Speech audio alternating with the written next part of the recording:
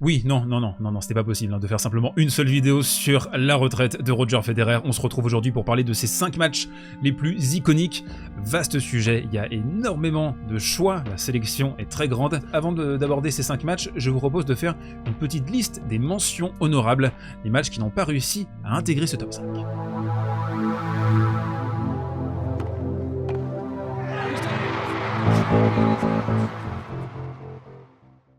La première rencontre, c'est une défaite magnifique, rocambolesque. Roger Federer, le perdant magnifique, et c'est Wimbledon 2019, la finale face à Novak Djokovic, perdu après avoir eu 2 balles de titre. La fameuse femme qui fait comme ça. Il ne reste plus qu'un point. Oui, il n'a jamais réussi à le marquer. Alors, ce match n'a pas réussi à intégrer mon top 5 personnel parce que je trouve que le niveau est trop intermittent. Et ça, c'est en grande partie à cause de Novak Djokovic qui, lors du 7-2, va totalement débrancher le courant. Pareil, lors du 7-4. Il y a même 2 breaks d'avance pour Roger dans cette 4e manche. Novak qui va se reconcentrer, qui va faire un débreak de retard et ensuite, dans la 5e manche, repartir au combat.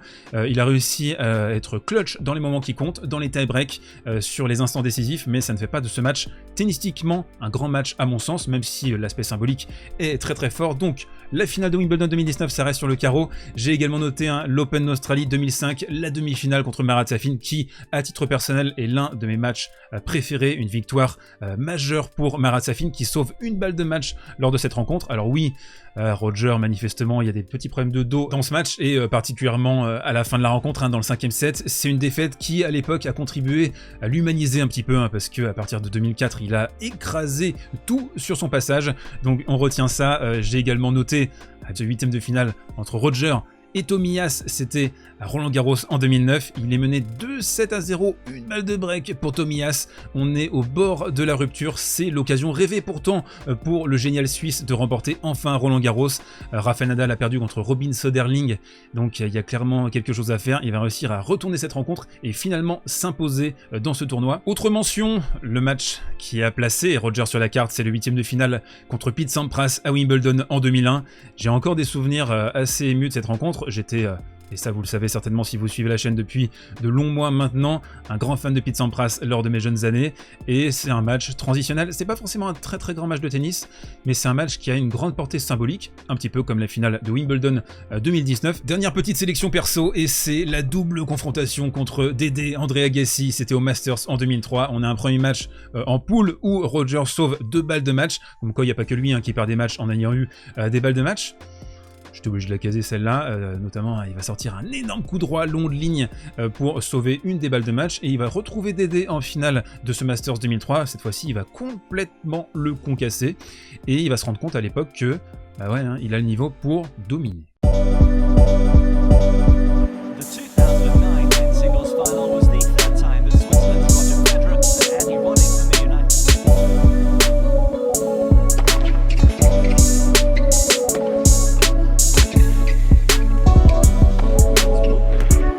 Le premier match donc de cette sélection, c'est la finale de Wimbledon 2008. Voilà, on perd pas de temps, on rentre tout de suite dans le vif du sujet.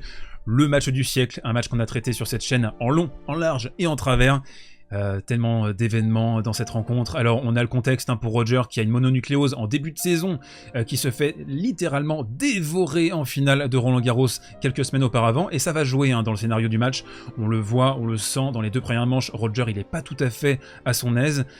Il va mettre un petit peu le frein à main à ce moment-là. Il va rester un petit peu trop derrière sa ligne plutôt que d'avoir un tennis conquérant offensif comme on lui connaît. On va tout avoir dans cette rencontre. Les interruptions de pluie, Rafa qui va réussir à survivre et à s'imposer finalement dans un crépuscule complètement mythique. On voyait plus vraiment la balle sur la fin du match. Rafa qui va faire un service volé dans le dernier jeu du match parce que justement il voulait abréger les échanges au maximum, et on a je pense la culmination de ça. C'est un peu comme dans une pièce de théâtre, il faut toujours un acte fort fondateur. Et bien c'est le tie-break du 4e set avec les 2 passings mythiques, historiques, l'un du côté de Rafael Nadal, l'autre pour Roger Federer avec ce revers long ligne absolument succulent. C'est un match qui a marqué les esprits, c'est un match absolument essentiel dans l'histoire du tennis. Si vous ne l'avez pas encore vu, n'hésitez pas à jeter un coup d'œil. Je crois que l'intégralité du match est disponible sur YouTube. La deuxième rencontre qui va nous intéresser, eh bien, c'est la finale de l'Open d'Australie 2017, le tournoi préféré, je pense, de la part des Fédériens qui suivent cette chaîne et même au global. Alors on a un contexte, encore une fois, qui rajoute du piment à cette finale, à cette opposition. D'abord, ce qui se passe, c'est que l'année précédente, en 2016, Roger il a des problèmes au dos, mais également au genou. Il va avoir 2 blessures. Et souvenez-vous, cette glissade qui avait beaucoup choqué les esprits, c'était contre Milos Raonic en demi-finale à Wimbledon. Il va réussir à revenir, il va faire une pause sur la fin de la saison 2016. C'est très rare de voir Roger blessé dans sa carrière. Et surtout, il va revenir en 2017 avec des options offensives, totales. Et quelque part, il s'est dit, ok, on va mettre les curseurs à fond. C'est déjà quelque chose qu'il avait réalisé dans sa carrière, ça, et on va en reparler d'ici quelques instants, de vouloir pratiquer un tennis total, flamboyant, offensif. Mais là, il s'est dit, ok, quitte à mourir, quitte à terminer ma carrière, eh bien on va tout jeter, toutes les forces dans la bataille. Alors il revient avec un tamis plus large, ça vous savez, vous connaissez l'histoire, qui lui a permis notamment de pouvoir frapper à bonne hauteur et avec agressivité et en centrant davantage ses revers, donc ça lui a permis de résister au traditionnel enfonçage de la barre de Rafa sur son revers. Il y a un parfum de nostalgie à cette époque quand on revoit enfin un Fedal en finale de Grand Chelem. C'est le premier Fedal en finale de Grand Chelem depuis Roland Garros 2011. Donc on a un parfum de nostalgie, on a un petit cadeau, je pense, pour beaucoup de fans de tennis qui rêvaient de revoir une opposition pareille à ce stade de la compétition. Donc même si la finale elle est très importante, symbolique, iconique, on a également tout ce tournoi avant qui constitue le chef-d'œuvre, je trouve, de Roger Federer. On a le match contre Thomas Berdych qui va exploser au 3e tour, donc ça on se dit, oula, c'est bon signe, il est volant le Roger Federer. On a un match âpre, compliqué contre Kei Nishikori, il va battre Stan en demi-finale et il retrouve son rival de toujours en finale. Ce match du coup c'est le full package, des émotions, un niveau tennistique parfois brillant, souvenez-vous de ce rallye totalement épique, c'était à 4-3 dans la 5e manche, 40-1 et Roger qui va réussir à remporter ce point avec un coup droit en extension, chose que voilà, c'est plutôt habituellement réservé à Rafael Nadal, et enfin il va réussir à retourner un peu le momentum face à son rival historique mallorquin en acceptant de coller à la ligne, d'être beaucoup plus agressif avec son revers et de refuser de se faire enfoncer. Le 3e match iconique de la carrière de Roger Federer, c'est encore une défaite. Et oui, perdant magnifique Roger, et c'est la finale de Rome en 2006. Alors à cette époque, Nadal il a 19 ans. Petit genou, vous vous dites, l'âge de Carlos Alcaraz? Eh bien il sort de 52 victoires consécutives sur terre battue déjà à cet âge. Donc tu te dis, c'est quoi ce bonhomme, c'est quoi ce monstre? Et surtout, il sort d'une finale épique l'année précédente contre Guillermo Coria, qui a un peu éteint la carrière d'ailleurs du magicien argentin. C'est un match qui a duré 5h14 à l'époque, et ce qui est considéré très certainement comme l'un des plus grands matchs de l'histoire sur terre battue. Donc on a ce back-to-back de la part de Rafa à Rome, et aussi à l'époque, les finales en Masters 1000, c'était des petites préparations avant, là, en l'occurrence, Roland Garros, parce que les matchs se disputaient en 3-7 gagnants. Ce match, c'est le plus long Fedal de l'histoire, c'est assez étonnant, c'est sur circuit ATP, c'est pas un match du Grand Chelem, ça a duré 5h05, et on a une stat qui est connue, qui a été relayée par beaucoup de médias au préalable, c'est celle des montées de Roger qui a décidé, après sa défaite à Monte-Carlo, ok, j'ai perdu, voilà, je vais monter au filet, je vais t'agresser le Rafa, il est à 64 sur 84 au filet, donc c'est un volume qui est énorme sur terre battue. On a un match, qu'on se le dise, qui va atteindre des sommets de dramaturgie, qui va avancer au fil de l'après-midi, et dans la moiteur romaine avec l'ambiance, ça va commencer à se chauffer, ça va être assez incroyable. Roger qui va avoir 2 balles de match dans cette rencontre, qui va les caviarder avec son arme maîtresse qui est son coup droit.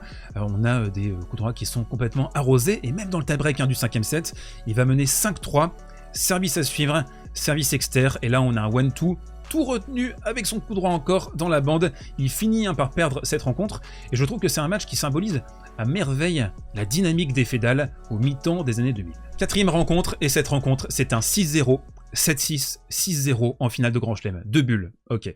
Lleyton Hewitt qui s'est fait massacrer par Roger Federer lors de la finale de l'US Open 2004. Alors on regarde un petit peu les statistiques à cette époque, entre Wimbledon 2005 et l'Open d'Australie 2010, Federer il est en finale 18 fois sur 19. La seule finale qu'il va rater en fait, c'est à l'Open d'Australie en 2008, il perd en demi-finale contre Novak Djokovic, mais il est en pleine mononucléose à l'époque. D'ailleurs, pour la petite info, sur ses 18 finales en Grand Chelem, il en remporte 13, il en perd 4 contre Rafael Nadal, et l'autre, je vous pose la question, contre qui il a perdu en finale de Grand Chelem, Roger Federer, lors de cette époque?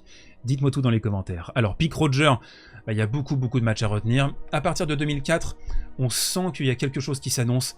très clairement. Et là, cette US Open en finale, on se dit, il joue pas au même sport que les autres, Roger Federer.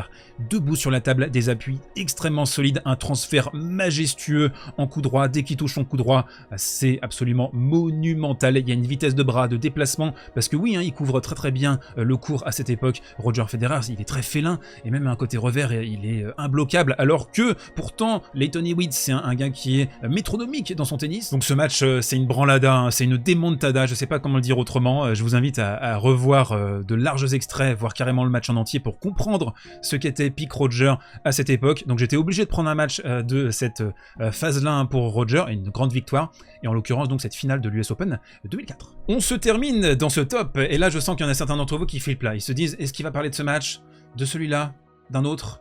Eh bien on va terminer avec Roland Garros 2011, la demi-finale mythique contre Novak Djokovic, qui est imbattable à cette saison-là, une des plus grandes saisons de Novak Djokovic avec la saison 2015. Alors il est à 41 victoires consécutives, Novak, depuis le début de la saison. Il est invaincu, tout simplement, quand il arrive sur le court Châtrier en demi-finale contre Roger Federer.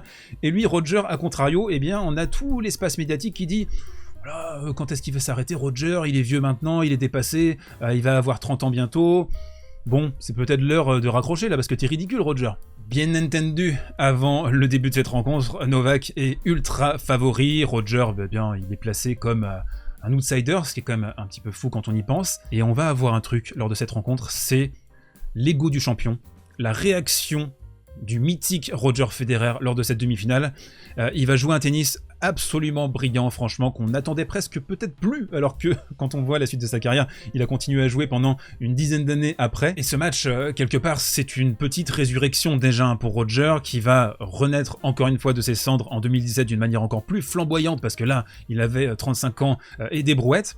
Novak qui va pas s'arrêter là, qui va remporter Wimbledon et l'US Open dans la foulée, après cette défaite en demi-finale à Roland Garros. Moi je retiens ce match parce que pour moi ça montre un pan du caractère de Roger Federer qui est peut-être un petit peu sous-coté, parce que maintenant on retient beaucoup ses défaites historiques, mythiques, à Wimbledon notamment contre Rafael Nadal et Novak Djokovic à 11 ans d'intervalle, mais il avait aussi, Roger, ce caractère de champion, cet ego et cet orgueil qui ont fait de ce joueur l'un des plus grands champions de l'histoire du tennis. Partagez-moi dans les commentaires votre match préféré de Roger Federer. Soyez volubiles, racontez-moi vos plus belles histoires avec Roger. J'ai envie qu'on partage tout ça dans l'espace commentaire. Je répondrai bien sûr aux meilleurs messages d'entre vous. Si vous avez aimé ce contenu, encore une fois, n'hésitez pas à le partager autour de vous, à pousser et à commenter, à vous abonner. Vous connaissez la musique et on se retrouve très vite pour